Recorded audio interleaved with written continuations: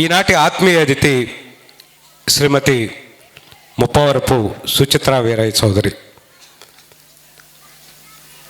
వీరయ్య చౌదరి ఎవరో మనందరికీ తెలుసు.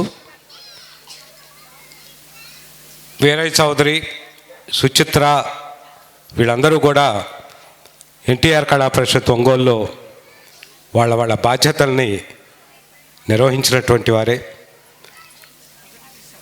దురదృష్టవశాత్తు విధి కాటేస్తే వీరయ్య చౌదరి మన మధ్యలో నుంచి అంతర్ధానం అయిపోయాడు. ఆయన అడుగుదాడల్లో నడుస్తూ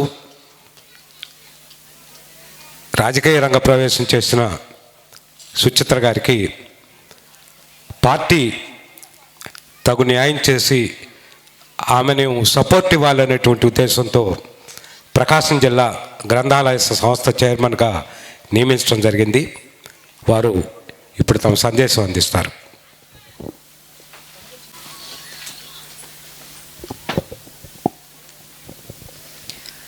వేదిక మీద ఉన్న పెద్దలకు, వేదిక ముందున్న ప్రజలకు, కళాకారులకు, ఎన్టీఆర్ అభిమానులకు, కార్యక్రమ నిర్వాహకులకు ముందుగా నా నమస్కారాలు.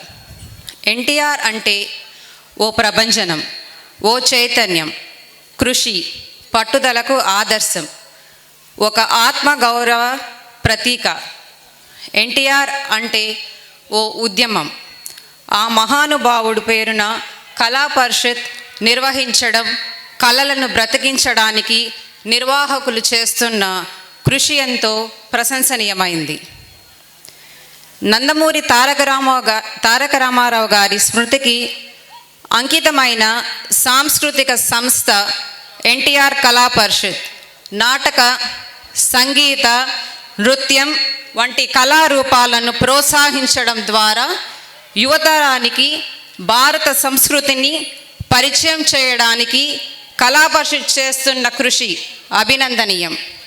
ఎన్టీఆర్ కళా పరిషత్ ద్వారా తెలుగు నాటక రంగాన్ని కాపాడి భావి తరాలకు సంస్కృతికి అందించడమే లక్ష్యంగా సాంస్కృతిక చైతన్యాన్ని పెంపొందిస్తూ కళాకారులకు వేదికగా కల్పిస్తూ యువతలో సాంస్కృతిక చైతన్యాన్ని పెంపొందించడంలో కళా పరిషత్ వారు చేస్తున్న కృషికి అభినందనలు తెలియచేస్తూ నాకు ఈ అవకాశం ఇచ్చిన పాండురంగారావు గారికి,